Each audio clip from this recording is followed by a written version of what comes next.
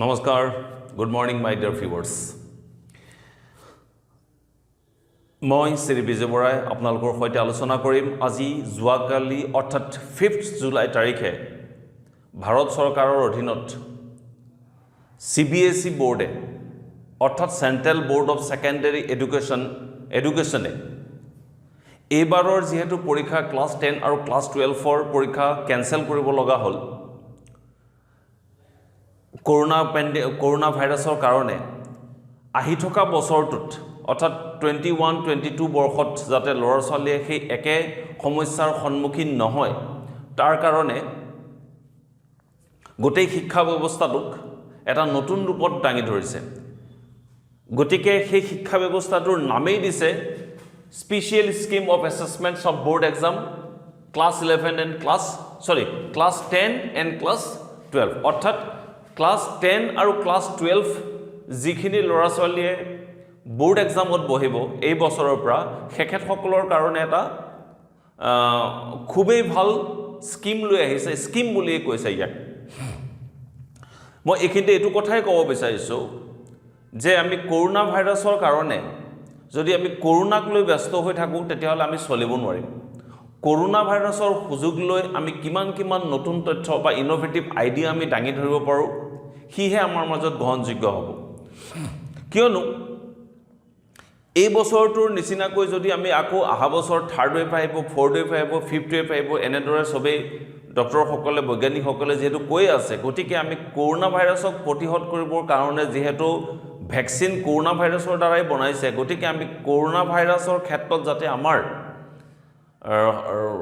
সামাজিক লষ্ট নহয় সেই লষ্ট নোহোৱাৰ উপায় কিছুমান চিন্তা কৰি উলিয়াইছে যোৱাকালি মই গোটেইখিনি বস্তু পঢ়িছোঁ আৰু খুবেই অত্যন্ত ধুনীয়াকৈ তেওঁলোকে বৰ্ণনা কৰিছে এটা কথা কনফাৰ্ম যে অহা বছৰ কোনো কাৰণত পৰীক্ষা কেনসেল নহয় মই যি 5 জুলাই তাৰিখে চেণ্ট্ৰেল বোৰ্ড অফ ছেকেণ্ডাৰী এডুকেশ্যনৰ নটিফিকেশ্যন দিছে তাক মই আজি বিতংভাৱে আপোনালোকৰ সহায়ত আপোনালোকৰ লগত আলোচনা কৰিম তাৰ পৰা এটো কনফাৰ্ম হৈ যাওক সব ল'ৰা ছোৱালীয়ে যে এই বছৰৰ পৰা পৰীক্ষা কোনো কাৰণতে ক্লাছ 10 আৰু ক্লাছ 12ৰ পৰীক্ষা কেনসেল নহয় আনকি ঘৰৰ পৰা হলেও পৰীক্ষা পাতাৰ ব্যৱস্থা কৰিব বুলি অলৰেডি মেনশন কৰি দিছে গতিকে কি কৰিছে তেওঁলোকে গোটেই সিস্টেমটো নতুন স্কিমটোক এনেকুৱা যে আমাৰ যেটো 12ৰ বেটছ বা ক্লাছ 10ৰ বেটছে যেহেতু এটা পৰীক্ষা এপিয়াৰ কৰে মাৰ্চ এপ্ৰিলত যেটো এণ্ড টাৰ্ম হয় অৰ্থাৎ 100 মাৰ্কৰ সবৰে পৰীক্ষা হয় সেইটোক সমানে দুটা ভাগত ভাগ কৰি দিছে আমি যেনেকৈ ডিগ্ৰী পৰীক্ষাবোৰত সেমিষ্টাৰ থাকে এক্স্যাক্টলি সেম কনসেপ্ট ইয়াত এপ্লাই কৰিছে that is known as term 1 and term 2 এটো টাৰ্ম 1 আৰু টাৰ্ম 2 দুটা ভাগত ভাগ কৰি দিছে এটা নৱেম্বৰ ডিসেম্বৰত হ'ব আৰু এটা মাৰ্চ এপ্ৰিলত পৰীক্ষা হ'ব প্ৰথমটো টাৰ্ম 1 পৰীক্ষা আৰু টাৰ্ম 2 পৰীক্ষা যিকোনো ক্ষেত্ৰত এটা পৰীক্ষা হলেও আমি তাক 100 লৈ মাল্টিপল কৰি পেলাই পাৰ্চেন্টেজ উলিয়াই পেলাই আমি ৰিজাল্ট দি দিব পাৰিম গতিকে আৰু এই স্কিমটোত আৰু এটা বস্তুৰ ওপৰত খুবেই ইম্পৰ্টেন্স দিছে হেতু হৈছে মই লিখি দিছো ইন্টাৰনেল অ্যাসেসমেন্ট প্ৰজেক্টত আৰু প্ৰ্যাকটিক্যাল এই কিটা মাৰ্ক এতিয়া পাই স্কুলবোৰক এটা প্ৰত্যেকটো ষ্টুডেন্টৰ ডাটাবেস ৰেকৰ্ড কৰি আপলোড কৰি ৰাখিব দিছে CBSE এটা পোৰ্টেল দিব তাত ইন্টাৰনেল অ্যাসেসমেন্ট প্ৰজেক্টৰ আৰু প্ৰ্যাকটিক্যাল মাৰ্ক এতিয়া পাই আপলোড কৰি যাব লাগিব যাতে এই বছৰৰ নিচিনা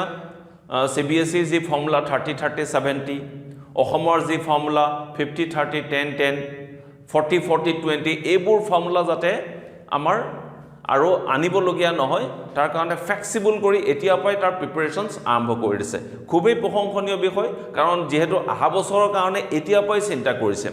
আৰু এতিয়াৰ পৰা চিন্তা কৰিলে নতুন আইডিয়া হ'ব গতিকে মই আপোনালোকক টাৰ্ম 1 আৰু টাৰ্ম 2 পৰীক্ষা কেতিয়া হ'ব কিমান মাৰ্কৰ হ'ব কেনে ধৰণৰ হ'ব মই গোটেইখিনি কথা আপোনালোকৰ কাৰণে ইজিলি ডিসকাস কৰি দিম খালি আপোনালোকে ভিডিওটো শেষলৈকে চাব বুলি মই আশা কৰিছো গতিকে সিম্পল এটোৱে স্পেশাল স্কিম আনিছে for class 10 and class 12 final বেটছৰ কাৰণে সিম্পল কৈ বুজক তাক পৰীক্ষা আগতে এটা পৰীক্ষা হয় এতিয়া তাক দুটা ভাগত ভাগ কৰি দিছে that will be known as term 1 and term 2 তেন্তে আহক মই টাৰ্ম 1 আৰু টাৰ্ম 2 কি আছে মই সদায় মনত ৰাখিব টাৰ্ম 1 যেটো পৰীক্ষা হ'ব হেতু হ'বগৈ নৱেম্বৰ ডিসেম্বৰ মাহত হ'বগৈ 21 আৰু টাৰ্মটো পৰীক্ষাটো হ'বগৈ 22ত এইটো কনফাৰ্ম হৈ যাওক আপোনালোকে দুটা এবাৰৰ পৰা কেতিয়া পৰীক্ষা হ'ব টাৰ্ম 1 পৰীক্ষাটো হ'ব নৱেম্বৰ ডিচেম্বৰৰ ভিতৰত আৰু টাৰ্ম 2 টো মাৰ্চ আৰু এপ্ৰিলৰ ভিতৰত হ'ব ওকে এতিয়া syllabus কি হ'ব syllabus will be provided by CBSE within a very short time of period দি দিব বুলি কৈছে খালি মনত ৰাখিব যেটো আমাৰ যেটো গোটে syllabus আছে তাক দুটা ভাগত ভাগ কৰি দেব গতিকে মই ইয়াক লিখিছো 50% of total entire syllabus আৰু ইয়াতে মই একেই syllabus দি দিছো ইয়াতো 50% of total entire syllabus এটা স্বাভাৱিকতে আকৌ মনত হ'ব question paper type question paper type to কি কৈছে ফার্স্ট যেটো টার্ম হ'ব হেতু সম্পূৰ্ণৰূপে MCQ হ'ব মানে অবজেক্টিভ টাইপ যিবোৰ কোৱেশ্চন থাকে চাৰিটা অপচন থাকে তাৰে এটা আমি বাছিব লাগে হেতু নেক্সট টাৰ্মটো পৰীক্ষাত কোৱেশ্চন পেপাৰ কেনেকুৱা টাইপৰ হ'ব কোৱেশ্চন পেপাৰ টাইপটো হ'বগৈ নৰ্মেল যেটো আমাৰ প্ৰসেস শৰ্ট লং এইখিনিতে আৰু এটা কোৱেশ্চনস ইয়াতে কৈ থৈছে কেনেবাকে যদি এইখিনি সময়ত আকৌ পেন্ডেমিক আকৌ বাঢ়ি যায় তেতিয়া ওটো অবজেক্টিভ কৰা কথাও চিন্তা কৰিব পাৰে বুলি এক্সাম আৱাৰ টাৰ্ম 1ত হ'ব 90 মিনিটস 90 মিনিটস হ'ব আৰু টাৰ্ম 2 পৰীক্ষাটোৰ কাৰণে এটো এক্সাম আৱাৰ দি থৈছে এক্সাম আৱাৰ 2 আৱাৰ্স অৰ্থাৎ 120 মিনিট এক্সাম 2 আৱাৰ্স হ'ব বুলি ধৰি থক কনফাৰ্ম কৰি থক আপোনালোকে গতিকে একদম সিম্পল গৈ দুটা ভাগত ভাগ কৰি দিছে টাৰ্ম 1 আৰু টাৰ্ম 2 গোটে সিলেবাসটো দুটা ভাগত ভাগ হ'ব খুবেই ভাল আগতে আমি একেলগে এটা পৰীক্ষাত বহিব লাগিছিল গোটে ফিজিক্স আপুনি গোটে বছৰটো পঢ়ক তাৰ পিছত 3 ঘণ্টাৰ ওপৰত আপোনাৰ ৰিজাল্টটো বেস কৰি দিয়ে 3 ঘণ্টাত যদি আপুনি ভালকৈ লিখিব পাৰিছে তেতিয়া ফিজিক্সে হওক একাউন্টেন্সি হওক বেংকিং হওক বিজনেস স্টাডিজ হওক কেমিস্ট্ৰি হওক বায়োলজি হওক কম্পিউটাৰ সায়েন্স হওক ষ্টেটিষ্টিক্স হওক এনেকুৱা ধৰণৰ বিভিন্ন যিবোৰ সাবজেক্ট আছে সেই গোটেইবোৰত 3 ঘণ্টাৰ ভিতৰত আপুনি ভাল লিখিছে ভাল মাৰ্ক পাইছে কিন্তু ইয়াতে আপোনাৰ কি হ'ব সাপোজ আপুনি কেমিস্ট্ৰি টাৰ্ম 1ত কম পালে ফৰ জোৰ দিয়ক টাৰ্ম 2ত ভাল হৈ যাব আৰু দুইটা সদায় ৰিজাল্ট যেটো হ'ব ৰিজাল্টটো ফাইনেল ৰিজাল্ট টাৰ্ম 2 মনত ৰাখিব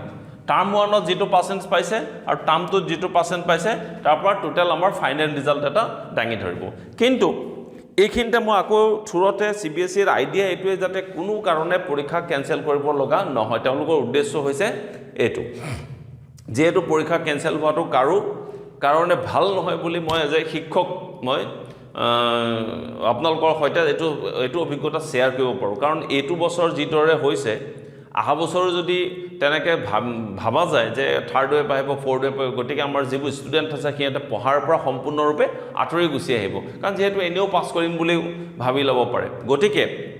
CBSE কেটামান স্পেশাল কেস দিছে কোভিড-19 তো যদি নৱেম্বৰ ডিসেম্বৰ বা মাহত বাঢ়ি থাকে তেতিয়া কি হ'ব মাৰ্চ এপ্ৰিলত যদি বাঢ়ি থাকে তেতিয়া কি হ'ব at any cost পৰীক্ষা মুঠতে হ'ব গতিকে মই এতিয়া সেই কিটা কেসও আপোনালোকৰ সৈতে ডিসকাশন কৰি দিম CBSE কেনেকা কেস এতিয়া মই কেস কিটা লৈছো এটা কৈ assessment oblique examination as per different situations case বিলাক situations বোৰ কেনেকা হ'ব পাৰে case 1 তো কি কৈছো মই normal situation suppose covid ৰ কাৰণে situations তো আমাৰ normal যদি হৈ যায় যেনে এতিয়া আমাৰ নৰমালৰ প্ৰসেছত গৈ আছে সেকেন্ড ওয়েভ অলৰেডি ফিনিশ হোৱাৰ টাইমত আহি আছে গতিকে এনেকুৱা ক্ষেত্ৰত টাৰ্ম 1 আৰু টাৰ্ম 2 দুইটা পৰীক্ষাই